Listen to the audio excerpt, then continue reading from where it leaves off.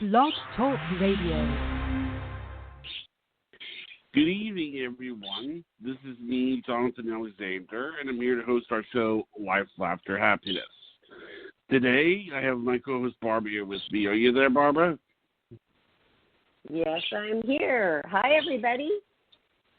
And our guest today is Deborah Driggs, Miss March 1990. Now, I guess I'll just start it off because I think you two obviously go way back, right? Yes, we do. Okay. Welcome to the show, Deborah. I always love having the 90s girls because those are my girls. How are you? Hi, everyone. Oh, my gosh. Thank you so much for having me on your show. And it's always a pleasure to be with Barbara, talk to Barbara, catch up. I mean, my God, we've had some crazy fun times. And it's so great now when I run into her anytime, you know, and we get to reminisce. So I love this. This is awesome. Yes, and it's not like that with every Playmate, and so it's fortunate that we have that. I'm realizing that more and more, interviewing so many that I hadn't talked to for 20 years. I mean, I'm a Playmate this month's 28 years.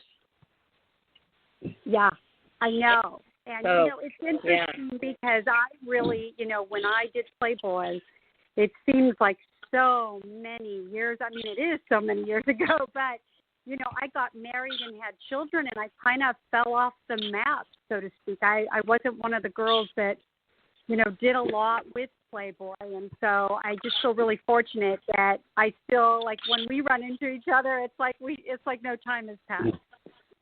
No time has passed, and sometimes it feels like yesterday, actually. So, okay, before we're going to get into, we start off with one question, but before that, I just want everybody to know, well, you know what? If you didn't do so much, you got married right after, and if you didn't do so much with Playboy, I saw you anyway because you are, I just want everybody to know, one of the best businesswomen I know out there, a go-getter, entrepreneur. I mean, and we're going to get into all of that, what you do at the end. But first, we want to know, how did you become a Playboy Playmate? Such a great question, right? I mean, this is always the question that I get. I get that question, or I get, what was it like knowing Hugh? And I go, you mean Hef? Me too. Let's just start with, oh my God. Let's just start with, we call him Hef, okay? Yeah, Hugh, that's too weird. So, yeah. Wait, hold on. Deborah, I just wanted to say you're the only one who said that as well. And we've interviewed like 20 Playmates so far. That is the question I get most often too, and that's why I chose it for the first question. You know, it is. It's like people want to know, don't they? Yeah, it's always the elephant in the room, especially for me in my career. People, you know, immediately want to know, okay, what was it like? You know, what was it like? So here's my story. I didn't aspire to do Playboy. You know, a lot of the girls, you know, they've sent in thousands of photos and, you know, it was like that was their whole life goal to be in Playboy. Well, I was already modeling. I was with an agency back then called Mary Webb Davis. And my agent called me, and I was doing a lot of swimsuit modeling and commercials. Playboy is coming out with a book called The Lingerie Book. And they're really, what is that squeaking? Sorry, do you hear that squeaking? You know what? That's my bird. Those would be my birds. What is that squeaking? And always at this time I get excited. Okay. It's so funny. Anyway, so she called me. She said, Playboy is coming out with a book. It's called The Lingerie Book, and they really want you for the cover. And it's going to be the first issue, blah, blah, blah. So I go to the Sunset building on Sunset, you know, and the big famous Playboy building back then. And when I got there, they asked me to remove all my clothes and put on a robe. They were going to do a Polaroid. And I said, no, I'm not here for that. I'm here for the cover for the lingerie book. And they said, well, everything we do has nudity. We want it. And back then, they wanted to make sure you didn't have scars or tattoos. So things have changed quite a bit. Right. But, so they were looking to make sure your skin was, pretty flawless. And so I said, Pretty okay, well, flawless. I'm going to leave my panties and bra on because, I didn't do nudity back then. So I take a Polaroid and I leave. I get home, and back then, we had answering machines. And on my answering machine, I already had a message from Marilyn Kravowski. And if you remember Marilyn, Deborah, this is Marilyn Kravowski, and we would like to have you come in and test for Playmate. And I'm thinking, who is this woman? You do her so well, by the way. You do her voice so well. I love her. Wow. Yeah, and I loved her too. And so I showed up and interviewed with her, and she said, Deborah, we need you. We need brunettes. We have all these blogs, and we really need brunettes, and you're going to test for Playboy. And I said, I am not Playboy material. I mean, this is how, my thinking was back then, because I am the girl next door, but I'm also the funny girl. I'm not a sexy, back then I was a total tomboy. So I said to her, there's just no way. I don't think this is going to work out. So I tested and I got chosen. And that is really my story. It's interesting because I would have never pictured myself as a playmate. And, a lot of the women, I'm always, like even now when I see some of the most, the recent girls, and God damn, they're hot. They're so beautiful and so sexy. And I'm like, did I do Playboy? You know what I mean? Well, Like, yeah, but they pour that on. Anybody could pour that on. That's just the look of these days, But when Hep was really doing it, it was the girl next door. And, I mean, your face is absolutely perfect. I mean, asymmetrical, perfect. You have blue eyes, don't you? I have green eyes, hazel green eyes. And I was beautiful. Like, they needed brunettes. And what better than with the green eyes? You're right Thank next you, Barbara. to That is Pamela very Anderson. Yes. Well, if I did it my natural way, I would have had green eyes and brown hair too.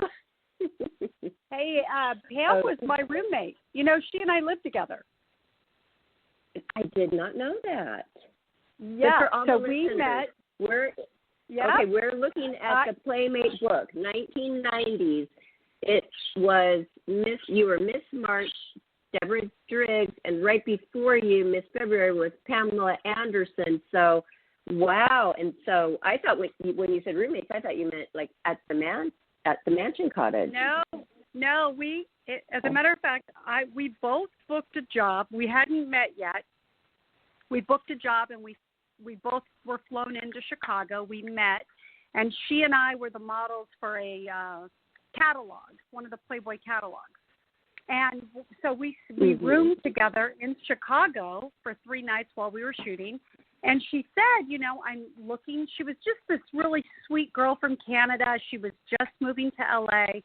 and really, the nicest girl. And she said, I'm looking for a place to live. And I said, guess what? My roommate is moving out. We have a 3-bedroom apartment in North Hollywood. If you want, you could take over her room. And so she moved in with us. We lived together for about a year together. We went to the mansion together. This is back when she was dating Scotty Baio. And, it was great. And then she and I were going to move to Beverly Hills together. And I ended up, meeting my husband, Mitch. And so I got married. Which is amazing. Okay, because I knew him. I for sure knew him before I even knew you, because I was a gymnast. I love gymnastics. I knew him. He was, for everybody listening, Olympian. Tell us about his accolades real quick. I'm impressed. Mitch was going into the 1984 Olympics the #1 gymnast in the world. He was the world champion. and he won 4 medals in 1984, including the team gold. He had 2 tricks named after him. No, I to this day, I still brag about him. I mean, he definitely made his mark in that sport and went on to be, a really well-known speaker and did a ton of endorsements. And, he's a wonderful, wonderful human being, and I'm blessed to have 3 amazing, beautiful children with him. And I don't like saying ex. I always say husband. I know I don't like saying that's husband. Cute. I'm going to write that down. That is a cute. Yeah. That's a Deborah-ism. That's a Deborah-ism. Yeah. You made it up. Yes, my Deborah-ism. And so that's great that you, of course, are talking like this. You're in very good terms. I mean, hey, it doesn't work out, but you have 3 beautiful children together. You had a wonderful time together while you were together. And that was a big part of your life. And so I'm sure he taught you a lot too, didn't he? About a lot? Absolutely. Oh yeah. Beautiful soul. Just a beautiful soul, and I get to experience that through my children. They inherited some really beautiful traits of his, so it's like that you can't. It's all love. It's all about love. It's all about love. It really is. At the end of the day, I was going to say, at the end of the day, when you put your head on the pillow, you just, to go to bed with any resentments or any regrets is just, it's not worth it. As we get older, it's just not worth it. Life is too precious, too beautiful. Yes, I agree. But before we go back to your Playboy experience, I want to know, how did you meet him? Well, we met in acting class. So, I was in a 2-year acting program, and he and I were in that program together, and we really didn't talk too much during the first year, because first year was really intense. And then during the second year, we really started to become friends and got to know each other, and we fell in love. And, we got married in 1992. My son was born in 93, and I had 3 children back to back. And, once I had my third, I was really into, I'm a full-time mom. And I think I did my last big acting gig probably in 1999. And then I did, some commercials and hosting, but I put being a mom first and raise my kids. I understand. Oh yeah, right? I understand that. But yes, I totally do understand. That's first priority. Through, all my friends, because they were all still going to the mansion and going to the parties, and I was like, oh, that looks so fun. But I had you no still had a hot bod. You didn't? Yeah, did you take him though? Did you take him up there for New Year's Eve?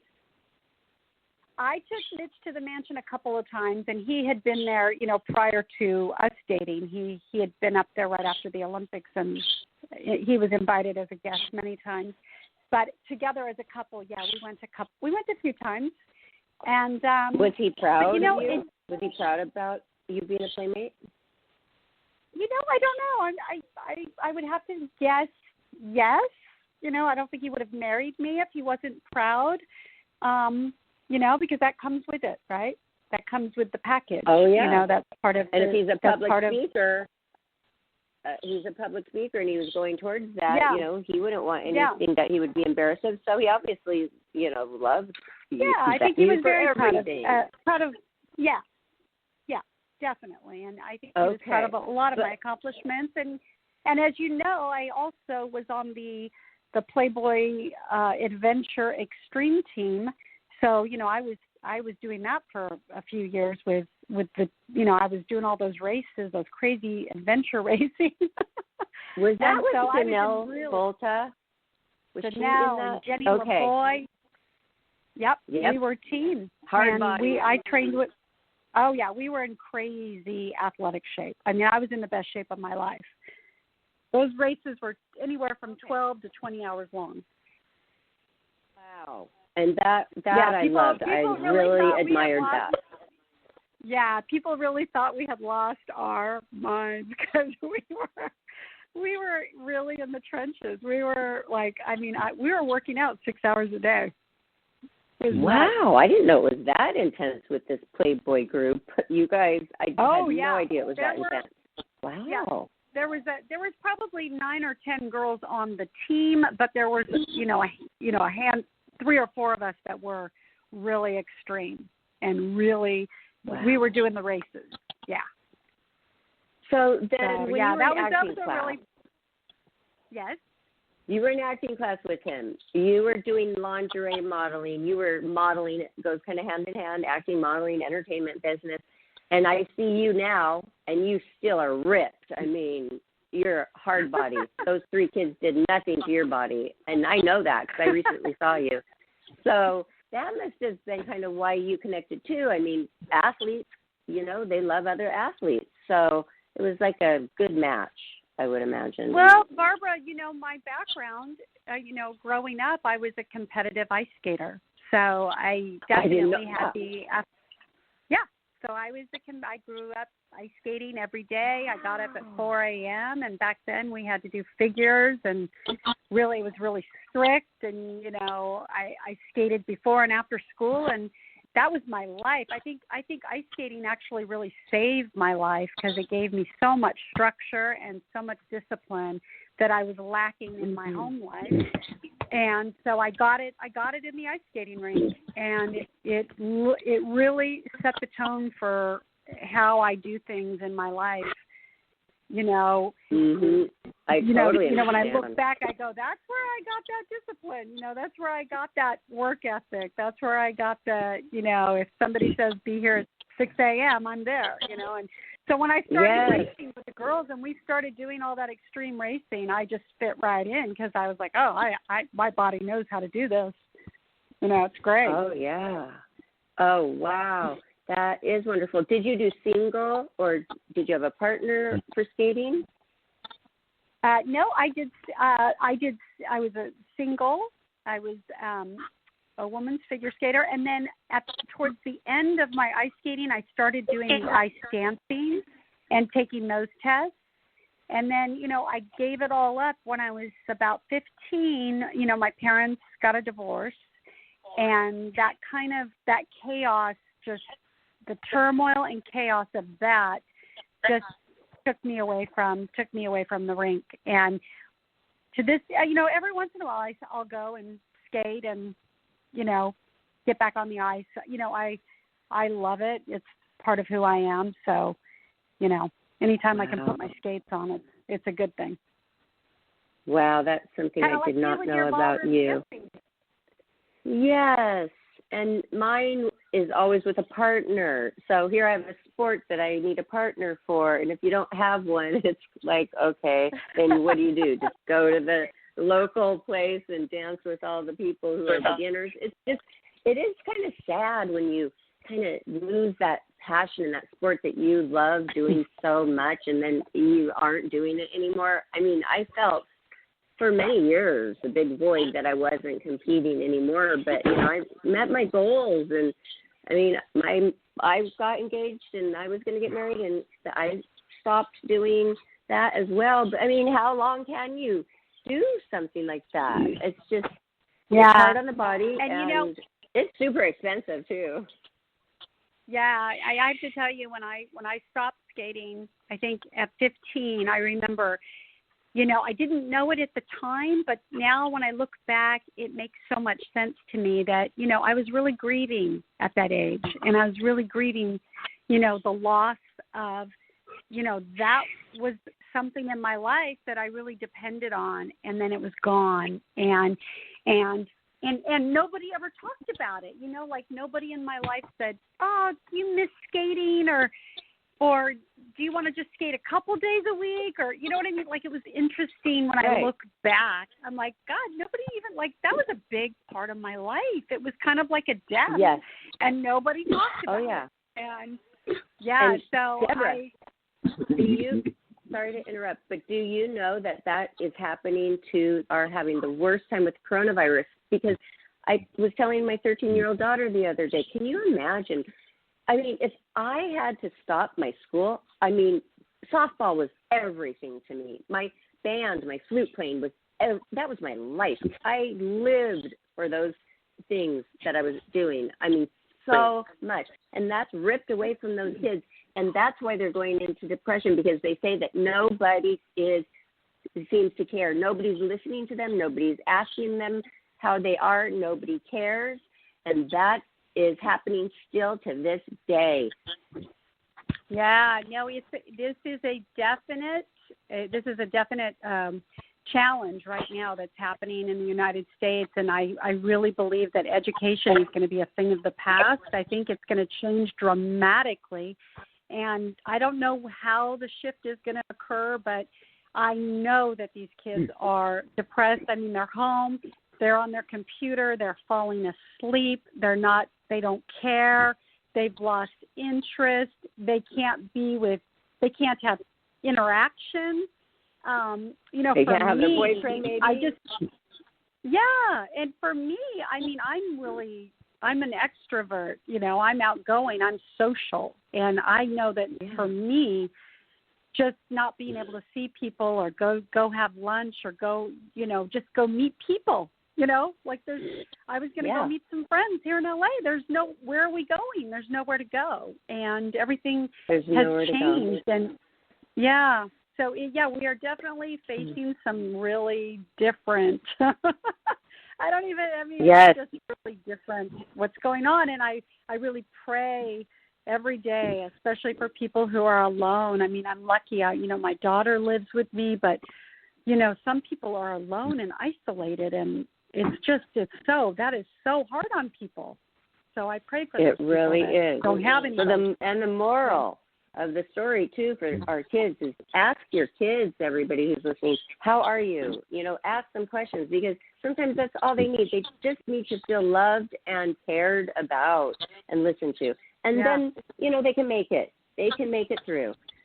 Okay, so back to your centerfold. I have it open to your page. It is one of the best because it's so absolutely beautiful. You are laying on satin, like copper satin sheets. You have black thigh highs on beautiful sheer, like rash of lavender around you. And, those piercing eyes looking at you. The pose. I'm wondering, why did they come up with 1 day pose test? And how do they look at you and say, okay, you're going to look good in this pose. Let's test poses. Like, how did the pose test day happen for you? I wish I could remember. What I do remember about that day was I thought, wow, I'm really out of shape because I had to hold that pose for hours. And most of that time was spent on getting the lighting right, because back then it was all about the lighting. And I was like, oh, my God, my back. I just remember thinking, So I don't remember how we all came up with it, but I do. When they asked me, how do you see this? How do you see yourself? And I just saw myself in a French chateau, like I had never been to Paris, and I thought, I feel like it has to be very French and very French themed. And it's so funny because talk about the universe. A couple of years ago, I did my ancestry. Everybody's doing that test now to find out your whatever, like what you're the most. And mine came back, I'm mostly French. Wow. You were drawn to that. Isn't that funny? I have a question. So the universe Are you familiar? Yes. Are you friends with a lot of Olympic athletes? What? Say the question again. Are you friends with a lot of Olympic athletes? And my friends, yes, I am. Yeah, because I was wanting to ask you, do you know anybody named Shawn Johnson? John or Dawn? Shawn Johnson. She was a girl. A gymnast. Oh, no, I don't know. I don't know her. No. Okay, I've met mostly the people, I've met mostly the people that, Mitch knew. So, obviously, we knew Bruce Jenner and Kris Kardashian, and Oh, yeah. Yeah. Are you still good friends with that family? No, when you get divorced, you just kind of lose touch with the whole group. But I did run into back in 2017 during the World Series, I ran into Candace and Steve Garvey at the Dodger game, and it's funny because their daughter was my son's first girlfriend. Such a small world. Oh, just how that all it is how that a all small world. connects. And we all lived in Park City at the same time, and God, just that whole group that we used to run with, But no, I don't see a them lot anymore. of celebrities. Yeah. So no, my life is very quiet. A lot of these. It's so funny because the business I'm in now kind of took me back into the entertainment world because a lot of the people in the entertainment world now are my clients. So it's very interesting how everything what do you comes full do? circle. We might as well get into that. Oh, life insurance. I don't have any. So we'll have to get you some. I read about that, though. And how determined you were and how it's not easy when you start in a business like that for somebody to trust you and why go with you. Yeah, exactly. And also, when I got divorced, I had to kind of I had never really worked a real job. When I say a real job, outside of the entertainment world, I grew up in the entertainment world. I grew up, my mom had me doing commercials, and I started modeling at 20, and right out of high school, and I was a professional cheerleader, and then I went to Japan and did commercials, and I didn't really know anything else. I was making great money doing commercials and traveling, and I'd go to Mexico City and do car commercials, and I was just all over. I was the first host for the Fashion Channel before Home Shopping and before, wow. What do you call it? What's the other shopping channel? But, Home Shopping. QVC. QVC. Yeah, there was a back when I started I think it was 85. It was called the Fashion. It was called the Fashion Network, and I was the host. I was one of the hosts for that. And so, that's all I knew. And when I got divorced, we were not a wealthy family. We did really well, but we weren't wealthy, and so I had to work. And my first job was real estate. I was living in Park City. I was raising my kids in Park City, and I would go and do the morning show in Park City. It was a 2-hour unscripted morning show for the Park City area. And then I would go to my office and sell real estate. And in 2008, when the bubble burst and the market took a dive, I worked in the second home luxury market. Nobody was buying a second home in 2008. So I then, had to figure out what I was going to do. And so I went to somebody that, I had referred business to in Beverly Hills, and he said, get your license. Deborah, all the business that you referred me, they've all become clients. Get your license, and, you'll do really well. And I did. And cut to, in 2012, I became the number one agent for AXA. And it's funny because I wasn't captive to them. They're like, who's Deborah Gaylord? How did she become, but I just was on, I was dialing for dollars. I was doing whatever it took to get ahead. And, but, and dialing I'm also, the phone, you mean, I'm also right? about adding value and providing. Go ahead. Dialing the phone, right? You have to do a lot of phone calls. And you were relentless. I read this about you somewhere. And you're like, hey, I would just try again. And I'd work them, and I'd work it over and over. And you never gave up. And that's why you were number one. But you had that you had that from ice skating. You had that drive that was instilled in you. That is amazing that you have that. That really, thank you. Like you said, it really helped. Thank you. Well, and also, amazing. Really what I want to have come across is, is that I had a lot of people along the way that were really supportive and really helped. And, a lot of people said, Deborah, I already have insurance, but they gave me a chance. And, you know, when you get once you get the one person and they start saying, hey, this is what she's doing, and it's actually really good, and she saved me money, or whatever it was, whatever the case may be. You know, once you get it's like a snowball effect. So I had a lot of support. I had a lot of people who helped me. I have a lot of great mentors in my life. I did not do this alone. You know, it's not an I, it was a we. And, you know, I just feel really grateful for the people in my life that really believe and, you know, support me. And, you know, that's really hard to find, you know.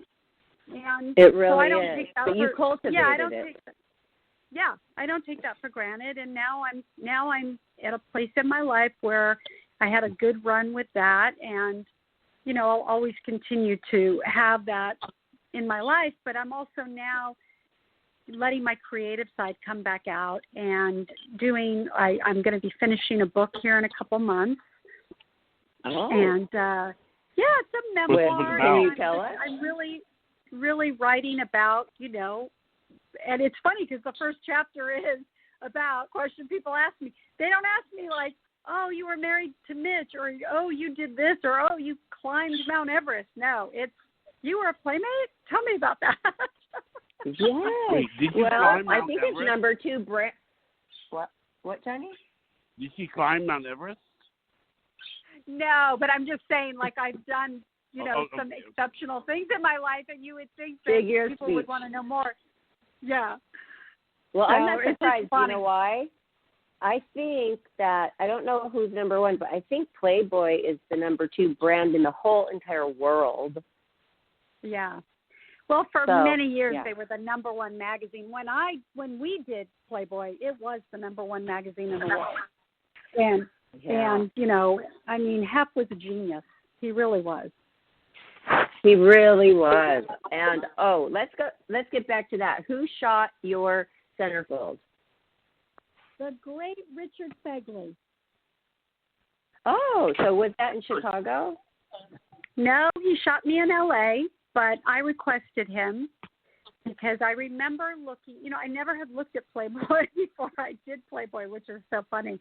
And I remember when I went for the audition for the lingerie book before I did the centerfold, I looked at Kim Basinger, the issue where she did her pictorial, and I noticed that Richard Fegley shot it, and I thought, God, it's so beautiful. You know, her pictorial was so raw and just really I don't know if you've ever seen it, but it's just a beautiful pictorial. Yeah. And so I just thought, I love the way he shot. Arnie was a little, I love Arnie, but he was just a little too, like, I don't know that I would have felt comfortable with him. Richard and I just clicked, and I just loved him. He made me feel comfortable. I felt safe. There was just something, and I also really got along with, you know, Steve Wade. I shot my cover that because I was on the cover the following. I was going to ask you about, tell us about what month and year was the cover. It was the following month. So it was April 1990, and I had flown to Chicago to shoot with him, and I fell in love with him. He and Richard were my two, you know, I just love them. And I shot probably 4 or 5 covers with Steve, and a lot of them, you know, were Europe covers and Australia and Asia. Right. But Steve Wada was just, oh my God, he was great. Amazing. Loved him. You know, I asked for him, and I was going to mention that. Isn't it great how Playboy actually listened to us? Like, they listened to you, how you wanted your centerfold, how you saw yourself, and they did it. Yeah. And who you wanted to shoot with, they made that happen. And they listened to us. And I really have noticed that a lot. And, you know, Stephen Wada, so then we shoot, because the other one we just mentioned, what was the other one? Not Richard Fegley, but the other one we just mentioned. Richard Fegley, Arnie Freitag. Okay, Arnie. Yes. Arnie, he did something like the test or something, and I did something with Steve, and I requested Steve, and Arnie took me to a room alone. He wanted to know why. Not mean, but it was upsetting to him. He wanted to know why I didn't want him to shoot it, and I wanted Steve. And I was just a little girl. I felt like such a little girl. It was like, oh, my goodness. I don't even remember what I said. I really don't. And it was awkward. It was really awkward. But anyway, I got what I wanted, and I got Steve, and we clicked. And some people would just click with certain people. So it's real important, right? I mean, you're doing this vulnerable, side of yourself, and we were so young. I mean, I was 25 when I did that, and I really didn't know my sexuality back then. I really didn't know. I didn't really know myself. It wasn't. Right. For me, I was such a late bloomer. I really didn't fall into really knowing who I was as a woman until I got into my 40s. Like, it took me a while to really catch up with myself. I get it, though. I get that. Yeah. I was such a late bloomer, too. Like, I was 15 and just started to bloom, like 15 slowly, and other people are like 12, and here I am looking at Playboy at 12 years old, hoping I was one of those that always wanted to be one, and hoping, gosh, I hope I grow. I hope I get some hips. I hope I get some boobs. I hope I get some height. I was tiny, and then I did at 18. Literally, I grew like 5 inches, and it all like, and that was funny. After I graduated from high school, of course. I was, then a woman. So it would have been nice to be like curvy and sexy in high school, I always thought, but I wasn't. Oh, yeah, I wasn't any of that in high school. As a matter of fact, it's so funny because the girls that had, the curves and the boobs and the bodies, and the guys would go nuts over these girls, and I was just the tomboy, flat-chested, No. Me too. No, like, I couldn't get a date to save my life, It was like, I look back on that and I just laugh now because, what I've become now in my life is so completely opposite of, I really, when I was in high school, I thought, God, I don't think guys are going to be into me, because I was just kind of like, I was their friend, I was like a tomboy. I'd go throw the football, I'd go play Frisbee on the lawn, and the other girls were running around, and they were all dating and in serious relationships. And I thought, wow, am I ever going to have a boyfriend? That's how I felt in high school. I wasn't the girl that the guys wanted to date. And that didn't happen until my 20s, really. I was really a late bloomer. I looked like a baby. I mean, I can remember being like 25 and looking 15, like I just looked like a baby. And I bet that's why Playboy liked you too. Yeah. I mean, I definitely had a very young look. And it's so funny because I kind of wish, looking back, and, I wouldn't change anything, but I really wish that I wouldn't have done all that, when they put all that makeup and all, because that's not really, because I remember people would see me in person and go, you look nothing like your issue. Yeah. I'm like, well, they put a daub of makeup on you and they do your hair and, and it's really not how I ran around. So. Oh, I know. And, when you would go and do an event, I don't know if this ever happened to you, but you'd get off the airplane and the client would be waiting to pick you up. And I would see them looking around for Barbara Moore, and I'm standing right there. And, yeah, exactly. They're like, oh, you're Barbara Moore? And I'm like, what did you expect? A full face of makeup and an evening gown? I mean, I'm traveling. I'm the girl next door. So same thing.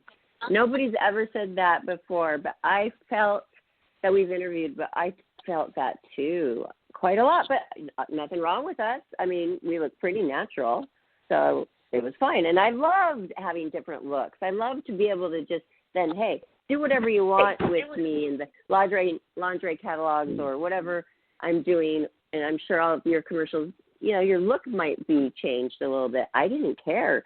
When you're an actress, it's like, aren't you supposed to be a plain canvas and become whatever they want you to become?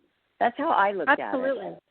Yeah, absolutely. And so, I wouldn't change it because now it's working for me and my benefit. It's working for me now, as I'm getting older, at least I still have a youthful look about me, which is good. You still really look very young. And those girls who had all the curves, now, sometimes those curves turn into saddlebags, you know what I mean? And I feel lucky that I was more athletic and my genes, and, I'm able to stay thin pretty easily and in shape pretty easily. So that's all great. That's all great because some don't.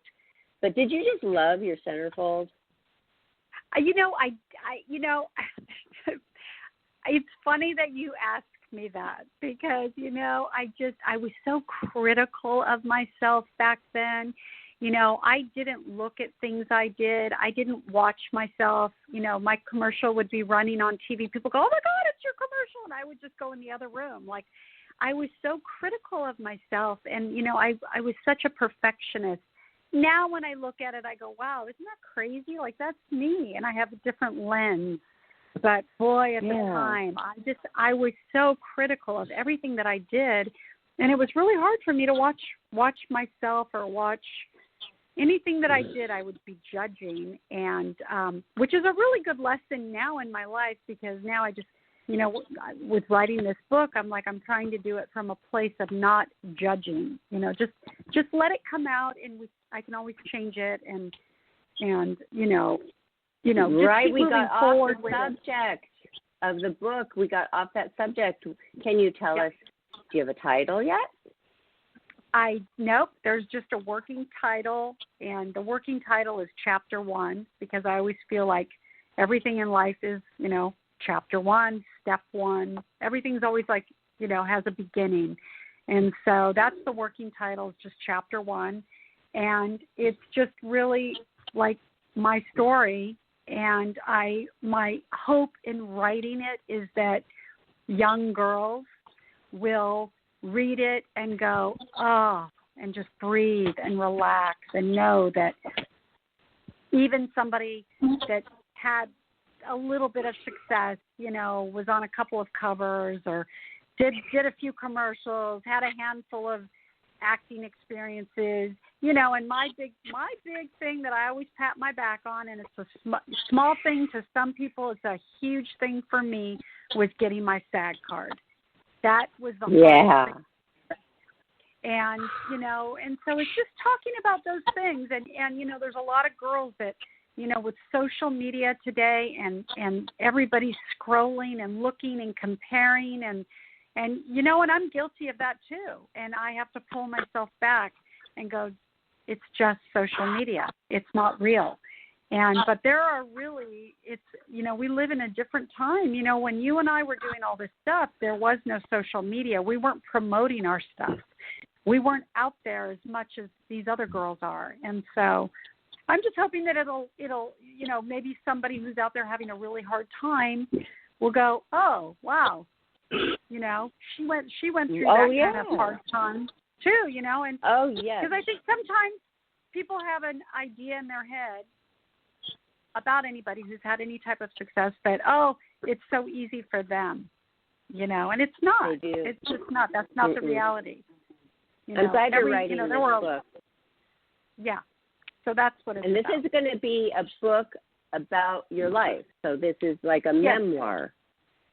Yes. Okay, wow. We're excited. Okay. Yeah. Well, because you know what? You probably do have some really amazing stories. We do want to know, what was your relationship like with Hef? Some people had conversations with him. Some people didn't. I mean, I know you came along. Was he married to Kimberly Hefner in 1990 when you came along? Yeah, so my year, 90, was kind of the year that everything got shut down. So I really did miss out on a lot of the, none of the crazy Playboy parties were really happening for my year. You know, we were like the year that got shut down. Kimberly came in and changed the whole setup. She changed the structure of the parties, and it became a very conservative place there for a while. So I missed out on all the fun. But I do have some great pet stories. It came back with a vengeance, but by then you were like having your own kids and you were busy with your own life. I was a full-time mom. I did go out with Hef after they divorced, and I went out with Hef and a group of the girls, Julie McCullough, Ava. We all went out one night, and I remember it was a club in Hollywood. I couldn't tell you the name, but there were cages that you could dance in. You might remember. Anyway, and I got in one of those cages because I always wanted to be a go-go dancer. That, with my skating and everything, I love to dance. So I got in that cage and I just danced the whole night. And when they were all leaving, Hef's like, "Where's Deborah?" And everybody's looking for me, and Hef looks up and he goes, "She's in the cage," And it was just one of the my funny Hef story, because he's just like, "Oh, she's in the cage." That is hilarious. I've never been there. I would have loved that though too. I have heard. I have heard somewhere that there are tunnels under the mansion. Is that true? Yes, absolutely. Yeah. Yep, there's tunnels, there's secret doors, there's, a full zoo. They had zoo staff, zookeepers. I used to give tours at the mansion. In the 90s. I used to go up and give the... Yeah. Hey, everybody, if you were out of money, you just call the mansion and you're like, "Hey, I need a gig." They'll find one for you. Hey, come up and do a tour, $750, in your pocket. You know what? It was just amazing. It's like a family that you have, that you could always go up there. I don't know about 1990, right, when he got married. In 92 December, when I came along, then they had 2-year-old, and then they had the little Cooper in the high chair, okay? So then I thought, okay, I really have missed. Yeah. Oh, wow. But yeah, I did a lot of those tours, and, lots of, I did a lot of shooting. I actually threw a party at the mansion for, in 1999, there was a movie called Orgasma, and I was friends with the producer, Scott Greenstein, and he called me and he said, "Is there any way we could do the premiere at the mansion?" And I hooked the whole thing up. We had Metallica come up, and Parker and the other guy, the two guys, the stars of Orgasma, and I just remember I put that whole thing together. It was like I was already like a businesswoman back then. Yes, you were. And Playboy teaches a lot of good business skills too. If you're smart and you go around and you meet all of the different departments. Is it Orgasmo or Orgasma? Because I can't find anything with Orgasmo. Orgasma. Here, hold on. I can tell you. It's the guys that did South Park. You know who I'm talking about. Trey Parker. Yeah, it's Orgasmo. It's Orgasmo. Oh, yeah. Did you find it? Yes. Yeah. Johnny loves to look everything up and find everything into that. So that is so cool. Scott Greenstein produced it, and he called me, and he was at my wedding, so we were friends. And he called and said, "I really want to do this up at the mansion," because these guys, they were really fun and hip, and he had Metallica on board, and I hooked him up with Mary O'Connell and somebody else, and next thing I knew, we were throwing a party with Metallica for his movie. Anything is possible. I like that. Anything is possible. I love that. Yep. And Hef loved it when the girls would take advantage of what he basically was giving us. And he loved seeing us excel and do well. I remembered he said that to me one time. Yeah. And that, I didn't have a conversation, like a deep conversation with him, but some did. Did you ever have a one-on-one with him? No, I didn't. It was a little difficult because, when I was going up there in 90 and 91, he was married to Kim, and I would go up with Pam. You know, we'd go up for movie night. And he really loved Pam, obviously. And, and you know, I was so young that I didn't have the skills that I have today, really, to be honest with you. I didn't really know what to say to him, you know. Like, hey, same thing. I really am similar to you. I really have grown as time went on. I am a completely different person with people now. And, you know, to me, it was a little intimidating. You know, he'd walk into the room and I was just like, ooh, there's Hef, you know. I mean, and one time I said, hi, he's the first time I met him, I go, hi, I'm Barbara Moore. He goes, I know who you are. I mean, we just are shooting your centerfold. Yeah. And by the way, that was Hef. And, you know, I have pictures. It's so funny because when I look at photos that I have from Playmate of the Year parties, I'm always in photos next to Hef. So I must have had conversations with him because I'm always standing right next to him in the photos. Yeah, or just lucky. Yeah. Yeah. Okay. Let me ask you about the Playmate of the Year. I ask everybody this. During the whole time of, you know, shooting and that's your year and there's a little buzz, okay, Playmate of the Year is going to be chosen. What was that like? You just mentioned that Hef really liked Pamela Anderson, but she didn't receive Playmate of the Year. The Matthews Playmate, Lisa Matthews did in your year, correct? Yeah, it was that was shocking, you know, because I really thought Pam was going to be he made it up to her because I think what he had decided for Pam was that she didn't need to be Playmate of the Year, that she was going to be a star, you know, she was really going to be a star. And so I think that was really, I mean, that was my feeling about it because she was on a roll and he wanted to be a part of that. So I also heard something else though, because during that time there was a war going on. Was it Desert Storm? We were signing a lot of autographs for those soldiers. I remember at Playboy. Yeah. And they wanted to do a real American flag thing, an all American, and that Lisa Matthews fell into that really well. That's what I heard. Yep.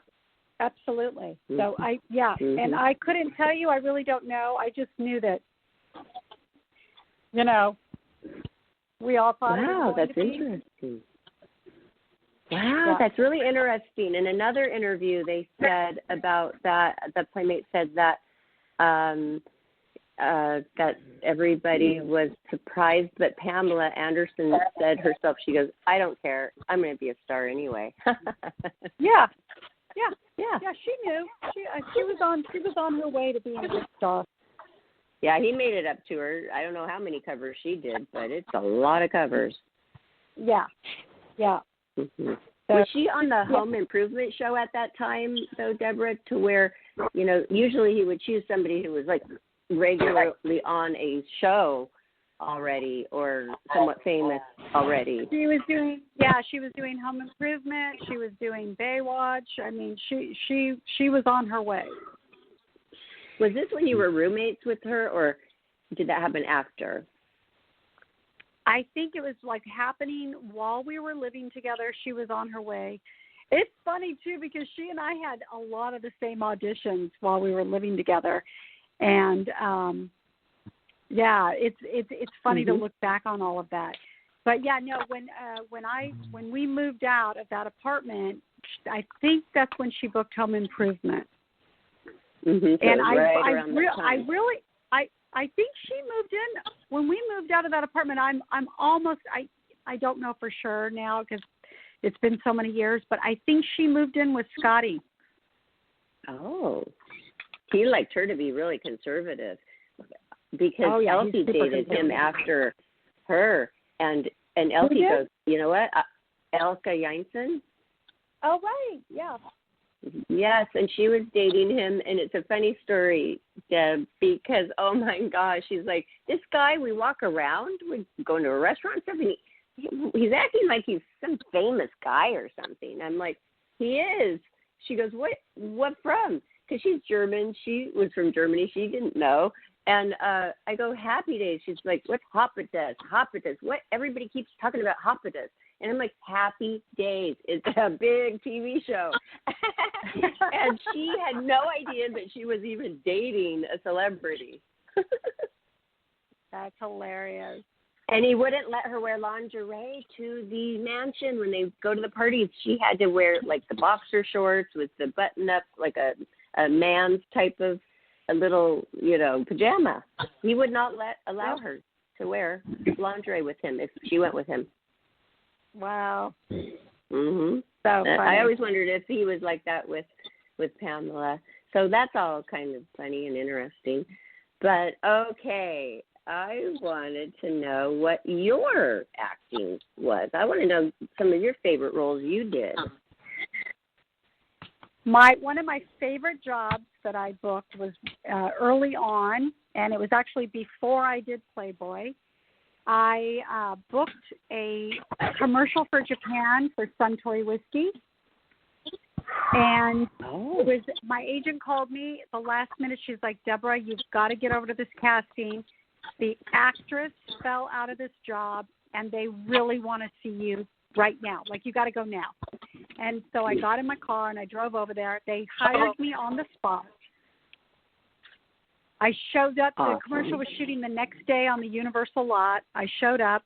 They met me at my car, took me to my trailer, and I said, I have my own trailer. I had no idea who I was shooting with or anything.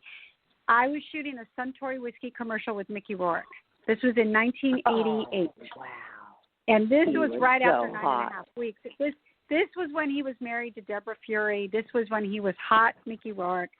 And I get in my trailer, and they said, we're going to take you over to introduce you to makeup and hair, and then we're going to take you over to introduce you to Mickey. And I said, who's Mickey?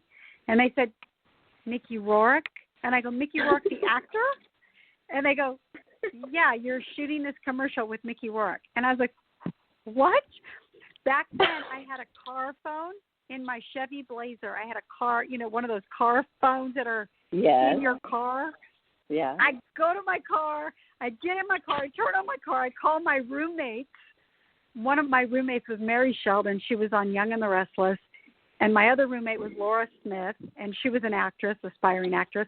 And I called them up, and I go, oh, my God, I'm doing a commercial with Mickey Rourke. And they're like, what? They were, like, all screaming on the phone. And I'm like, I haven't met him yet. What do I say? I mean, I was a kid. My goodness. That made you so nervous, probably. I was a wreck. So I go, and I get my hair and makeup done. And I go to meet him, and I can't even put two words together. Like, I'm just a baby. Like, he's like, hi, Deborah, and he goes to shake my hand. Well, cut to 5 years ago, I'm in Beverly Hills, and I'm at this shop in Beverly Hills where they make men's shirts. And he's in there because I took my son in to get some shirts made. And he's in the store, and I go, hi, Mickey. I go, you're not going to believe this. I said, you and I shot a commercial back in 1988 for Suntory whiskey. He goes, what? And I go, yeah. I go, I was the girl in the commercial with you. And I go, I'm Deborah. And he goes, oh, my God. He goes, I remember that. And I go, I mean, he's done so much that, for him to even remember that. But, yeah. Because remember that. Yeah. Well, now I'm a different person, right? Now I had no problem talking to him or even, striking up. I was like, I don't care anymore. Right. But back and he's then, so sweet. oh, my God. What? He's so sweet, right? Because I met him a few times just out and about, too, like around Beverly Hills. And he's like, sit down and chat with you. And then I invited him to my going away party because I was moving to Vegas once. He came. I mean, he was really a nice guy. Yeah, super nice. Really nice and really fun to work with. I mean, he gave me some advice on auditioning and all of that. But yeah, that was definitely big. memory. That was a big moment in my career. And then, I think as far as like one of the things that I'll never forget is that I got to work with Bob Hope. That was like unbelievable. Big time. Legend. So that was amazing. And then, I got to do a movie with Michael Nuri, and that was like my first real big cast in a movie with Susan Hovley. And Michael Nuri, he did Flashdance.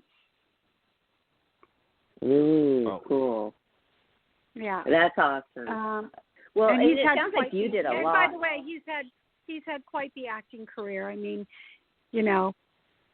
and again, this is life coming full circle. I think 3 years ago, I met him. We, we're friends on Facebook, and we met here in Brentwood and had pizza at Toscana, and and he's like, "Can you believe we did that? That was back in '92." Like, we reconnected and just grabbed a pizza, and it was just so fun to sit across from somebody that, had career. I got to work with Nick Cassavetes in a movie called Together, and obviously he's had quite the career. You've done a lot. Yeah. But you know what? You can go to your IMDb page and see everything. And you've done a lot of commercials. You were lucky because commercials were not easy to book, but you had to look for the commercials. Paid a lot of money. Quite a few. That is one thing. Yep. Johnny, hold on. Let her finish her thought real quick. Sorry, my apologies. Go ahead. No. I was just going to say, commercials was my, I remember I did a thing in 1980. In 1983, I went to a place called Pepper Gallegos. It was a commercial workshop, and you did it for 6 weeks, and at the end of 6 weeks, they brought in agents from all over the LA area, and the big hope from doing this workshop was that you'd get an agent. Well, I had 3 agents approach me that wanted to sign me. I signed with Pacific Artists, and as my career started taking off commercially, I ended up with an agent, Neil Kreppel at Sutton Barth and Venari. And do you know, to this day, he left Sutton Barth and Venari and opened up Commercial Talent. I'm still to this day with him. I haven't been on a commercial audition in 10 years, but if I ever wanted to, he's like, he's there for you. Yeah, I know. And then they want, they'll say, "Hey, come back," and you're just kind of in a different place. You just are. I'm having to go on a casting. I would never. I'm glad those days are over. That was a lot of casting. Sorry. Go ahead, Johnny. No, go ahead. Well, I remember there was a thing that you did, an interview that you did about Bruce Jenner and how you were proud of him or something. You remember that one? Well, you know what it was? I had just gotten off an airplane. I was really tired. They caught me coming out of Spago, and I had not had any sleep, and I had to go to this dinner, and he had just come out that he was Caitlin, and I just, I thought, I knew him. I'd known him for years. He and Chris and Mitch and I did a couple of talk shows together. We did celebrity ski things, and I've had dinner at their house, so I knew him as Bruce. And when he went through that, I just felt really. I did not. I did not. Okay. People say they did, but I did not, and there was no evidence of that. But I just thought, how brave, at this point in his life, to go through all that, and so I think if anything came out of that was that anybody that wants to do that or transition or do that, he made it safe for a lot of people. So I think so too. God bless him. Yeah, God bless him. Hey, yeah. You know what? That's hard. People looked at him not just as a man, but an Olympian man, okay? And so for him to be able to come out, and that must have been such a strong feeling inside of him to come out like that. It was not for publicity, and people were saying it was for that. No way. It was something deep inside him. It had to come out. That's a big publicity stunt. I know. Just like coronavirus is supposed to be publicity, is some kind of fake thing. Oh, well, what? The government has such a big production company that they can actually fool the entire world? Yeah. Right? It's kind of strange. Yeah, so, yes, I did see that, too. I thought you were coming out of Mr. Chow. Yeah, it was on TMZ. I thought it was heartfelt. Yeah, listen, I got caught off guard, and I just had dinner. I just got off a plane. I just got back from Europe, and I had just heard about it, and they stopped me and wanted to know. And I mean, I just think it's a beautiful thing that everybody's free to do and be whoever they want. We live in a world now that is, it's time that we all accept everybody for who we are. End of story. Yeah. And he's cool. She's cool. Caitlin goes out. His son is a rock singer, and Shauna Sand was telling, she's invited me a couple of times to these rock concerts that his son puts on in Malibu, and there's Caitlin, and there's the whole family there, and it's just like normal, and so he's living life just normally like that. So it's interesting. As he should. I wanted this to be Yep. This is interesting. I go on Instagram, and it's really weird because I will look at the thing that says support Playboy, and I'll just click on it. I'm not making this up. I mean, it's like of all the Playmates, and seriously, as soon as I just clicked on it just now, and it's of you, Deborah. It says Deborah Driggs. You're listed under, there's pictures on under support Playboy. Oh, wow. Yeah. Oh, yeah, because this fan of ours does that. Support Playboy is on Instagram, and he features different people. So he's supporting her right now on his latest He's post? posting her picture of her. Oh, that's cool. Oh, I don't know. He's nice. What's his name? He's a nice guy. Keith. Support Playboy. Support Instagram. Yes. Support Playboy. Like right now, I see Heather Rand Young. Yes. He sends a Christmas card to me every year. So sweet. Oh, you know what? Yes. Yeah. He just posted a photo of me. Yeah. Well, that's cool. So, hey, we're coming to a close, and we could go on forever, but it is an hour show. If you want to go on longer, and if you have anything that was crazy or funny or anything that happened at the mansion, Johnny always wants to know that. But also, this is very important. I want you to do a shout out on where people can find you. You're on Instagram. We just covered that. And you have a lot of awesome pictures on there. And where else can people find you? And also, do you sell Playboy memorabilia, like your headshots, on eBay or anywhere else? I do not. So I do not. I have, if people have been, because of Donald Trump being on the cover of my issue, it all of a sudden got a resurgence. And so I've had many people send me things to sign. And so, I'll do that. But where I post the most is on Instagram. I'm not a big social media, I'm just kind of getting in the social media game. I'm trying to keep up with everybody. It's not really my thing, so I'm trying to do my best. But no, I don't sell anything. I will sign stuff if people send it to me. But no, I don't sell anything. And so when my but book that's comes, a big deal. And when my book comes out. That's a big out, deal, though. Yeah, I'm sorry. yeah. When my book comes out, I will find you. If they want me to find sign something, they can find me on Instagram at Deborah Driggs, and they can just private message me, and someone will send my P.O. box to them so they know where to send stuff to have it. Oh, perfect. And so Yep. everybody do that. And I didn't even think about that. I didn't know that was the issue that you were in. But I do know the cover model said she refuses to sign it because she's anti-Trump. And who was that? Was that Brandy Brandt on the cover? Yeah. And it's funny because she sold so many issues on eBay, and I bought them all up. Oh. Is that funny? Oh, my gosh. She sold so many on eBay that were anti-Trump, and I bought them all up because I thought, you know what? I love Trump.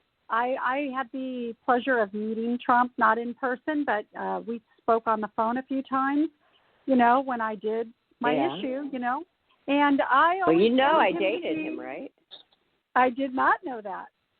Really? I've been doing a lot of interviews. Oh, no, I did not know that. So I'm out of the loop. I have a couple girlfriends that I knew that did date him, but I never dated him. He did, you know, we talked. I always thought he was a really nice, you know, my description of Trump is he's very vanilla. he's vanilla. He's like, he wears Kmart suits and he plays golf and he's vanilla. And I voted for him, and that's where it stands, you know. I know. Hey, so and I mean, if people are mad at me for voting for him, I just say, what? I can't vote for my friends? Yeah.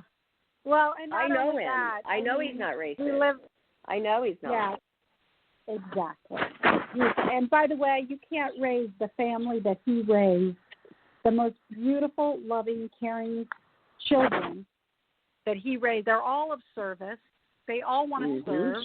You can't have this family if you're the human being everybody's making him out to be.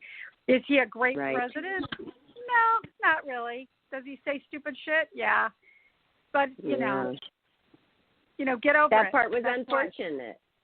But, I mean, that was unfortunate because if he wouldn't have done that, maybe he probably would have won again. But so that is what it is. But so that's interesting. Okay, so now everybody who's listening now knows, and so you're going to probably get flooded with more requests. So everybody just DM you on Instagram and find out how to get your copy. And you'll get the PO box information, and you can send me whatever you want, and I'll sign it. And what about Deborah, business? Because you're about our channel. I don't know if you know about our channel yet, but we have a channel as well. Wait, hold on. Oh, Johnny, sorry. I wanted to. We're not done with her shout out yet. Okay, about business though, if they want to contact you for business, because I know you go by Deborah Gaylord sometimes, so I don't want to confuse people if they're trying to find you for insurance. Okay. So my name is hyphenated, Deborah Driggs Gaylord.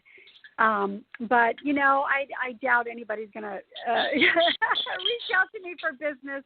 I do really high end insurance, so But if there's somebody out there that wants to do insurance, then so be it. They can find me easily on the internet. Well, I can't wait to see you again with our group, with Tina and Sandy. Yeah, I miss those times. Me too. We have to do it soon. And and then I'm going to hear more about that business. But, we're not done. Johnny wants to tell you something. We've got something that's exciting. Okay, go ahead, Johnny. We have our own TV channel on Roku. And I'm also going to be building another one for Barbara, but the details on that are not set yet because she needs to make a decision on a few things. But I'm going to make her one.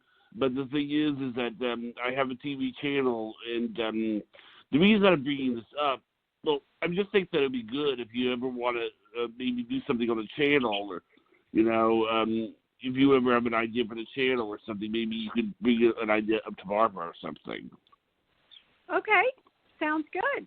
Do you have Roku? It's where we can see you. It's where we can see you, though, and it's the TV, so it's good. We're doing it once in a while because you have to have Roku. I don't have Roku. I don't even know that I even have heard of it. So that's interesting. Is it an app that you get on your phone? It's like a streaming device, just like Apple would be. or Amazon Fire Stick. Oh, got it. Okay. Well, I'll have to research that. But, yeah, definitely we can talk offline about ideas for that. Yeah. Well, we just like to see. Okay. I just said, hey, we're interviewing Playboy Playmates, and it's a shame that we can't see them. You know, me doing this 5 days a week, I don't want to do hair and makeup 5 days a week. So I love podcasts. But once in a while, it's nice to see a bunch of Playmates faces. And we can have up to 75 people on.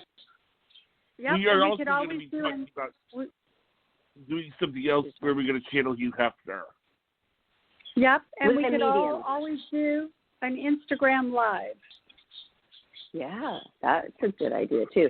But are you into psychics and mediums at all? I am. Every Friday we have a regular psychic, Dale Shear, that's on our show live at 5 every Friday, and you can call in. So many Playmates, after they've been on our show for this initial interview, they call in, and Johnny patches them through because he knows their number, and they ask psychics. This psychic is amazing, so we're offering that to you, and you could do that if you ever have a question. And, you know, those are expensive, those people. Yeah. Okay. Well, And also, definitely, we're going to be yes. doing something Yeah. where we channel people that knew Hugh Hefner. We're going to get a medium on, and we're going to channel Hugh Hefner. Wow, amazing. We already did that. With Alexis Vogel. Did she do your makeup for Playboy? I loved Alexis. Oh, my God. Loved her. So sad. Me too. Yeah. We did one. Her. I had 8 Playmates all at once on. 8 Playboy Playmates, and I was like finagling. They were all calling in at different times, and it actually went really smoothly. And they were, you know, everybody loved her. She touched us in such an amazing way. And, you know, she was actually the one who said, you know, Steve would be better for you to shoot, you know. And so, like, she just was such a good friend. I could not believe it when she passed away. It was so sad. And very sad. we have to say a prayer for BJ, too. Poor BJ. Yes, Oh, yes. love Thanks for BJ. mentioning.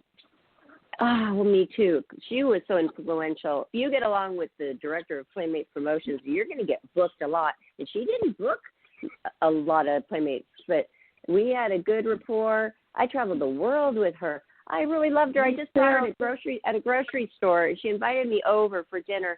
We never did confirm details, and then because she was cured. She was cured of cancer, and then I guess she got it back, and I, you know, that is a regret. And you were saying at the beginning of the show, it's nice to lay your head on the pillow and have no regrets. And I did not have any regrets until this happened recently. And I'm like, I'm not going to be like that. When I'm invited, I want to follow through. These people mean so much to me. This is 28 years of not just the Playmates, it's the people who worked there. How wonderful so many of those people were to us. Yeah. Yeah, they were just beautiful, beautiful souls. I have so many great memories. I remember, I don't know if you remember this, but the woman that answered the phone at the building on Sunset, I don't know if you remember this, Barbara, but the extension to Playmate Promotions was 252. And when you called the building, the woman that answered the phone that sat in the front there, I'd say, hi, can I have Playmate Promotions? And she would always say, 252. I don't remember. You don't remember That's that? Funny. Yeah, that's every single time I called, 252. Oh, how cute. That was the extension to the promotion. Wow. These little things. One thing I forgot to ask you, because I see that you are really from California, right? You grew up in California, correct? Born and raised. Yep, born and raised. Okay, so sometimes when you're already a local, don't actually spend the night at the mansion and stay at the mansion, but I don't know how far away your city was, so I don't know if you were Northern California. Did you stay at the mansion ever overnight when you were shooting? Never. Nope. I lived in North Hollywood.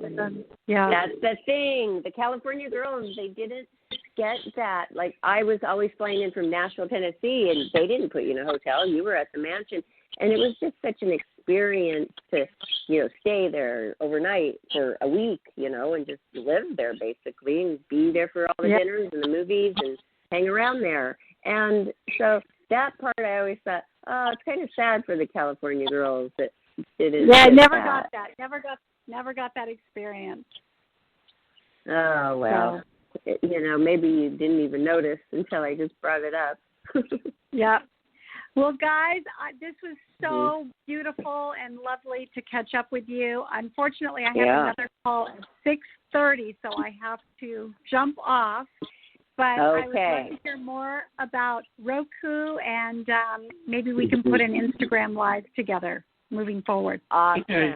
Well, thank you so much, Miss March 1990, Deborah Driggs. Find her on Instagram. Request her autograph for her magazine. And thank you so much. You can find this show and all of our other shows on our YouTube channel, Life, Laughter, Happiness. And follow us as well on Instagram, Twitter, and Facebook. We would love to hear from you. And thank you for listening. Thank you, Johnny. Thank you, Deborah. And thank you for listening, everybody. Thank you, guys. Yes. Well, good night, Deborah. Thank you for taking me down memory lane. We love you. You're awesome. Love you.